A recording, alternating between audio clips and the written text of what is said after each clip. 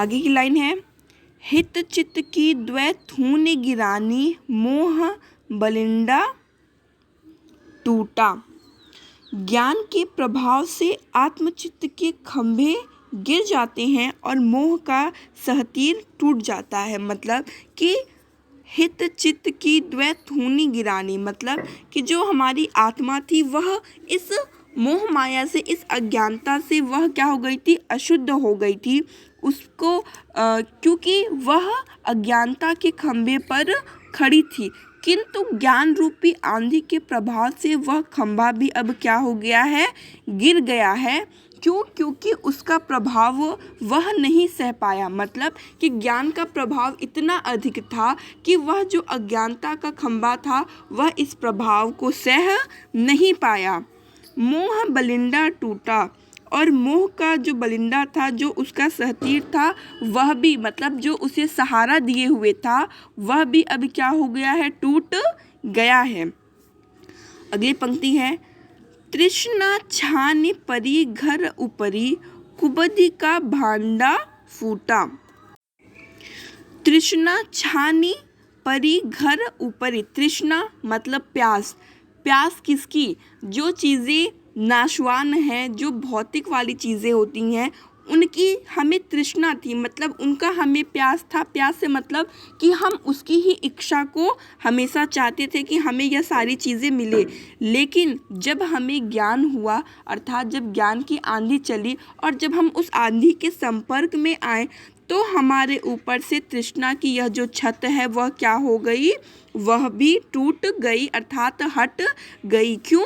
क्योंकि यह जो इसको सहारा दिए हुए यह जो खंभे थे, मोह रूपी खंभे, वह अब टूट चुके हैं, और उन खंभों के टूटने से यह जो तृष्णा रूपी छत थे, अब वह भी हमारे ऊपर से हट गए हैं।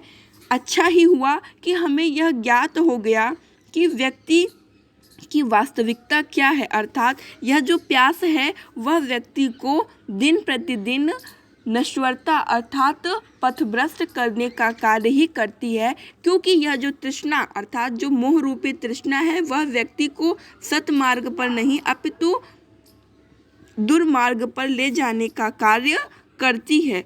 कुबदी का भांडा फूटा, और हमारे सामने कुबदी मतलब जो हमारे सामने यह आडंबर किए हुए थे कि यह सारी चीज़ें सच हैं, अर्थात अब हम इन बाह्य आडंबरों से, इस आंधी के आने से यह जो बाह्य आडंबर के पर्दे हमारे सामने लगे हुए थे, इस आंधी के प्रभाव से अब वह भी दूर हो गए हैं।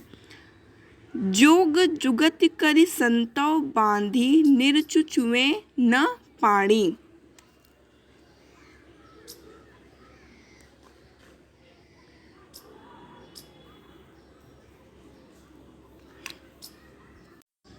आगे की लाइन है, जोग जुगत करि संतव बांधी, निरचुचुए न पाड़ी। किंतु जो इन चीज़ों से, मतलब जो इन आडंबरों से स्वयं को दूर रखा, स्वयं को इन सारी चीज़ों में नहीं जाने दिया, निरचुचुए न पाड़ी, उसके ऊपर इसका कोई भी प्रभाव नहीं पड़ा। अर्थात जिसकी झोपड़ी अच्छी युक्ति लगाकर छाई गई है, अच्छी युक्ति का मतलब कि इन सारी मोह माया चीज़ों से दूर है, उसकी झोपड़ी पर इस आंधी का कोई भी प्रभाव नहीं पड़ा, उनमें एक बूंद भी पानी नहीं गिरता है। कहने का मतलब ये यहाँ पे है कि यदि आपकी भावना अच्छी है, आपकी सोच अच्छी है, तो भगवान भी आपका कुछ नहीं बिगाड़ सकते। क्यों? क्योंकि आप, ईश्वर तभी आपके साथ बुरा करता है जब आप किसी के साथ बुरा करते हैं।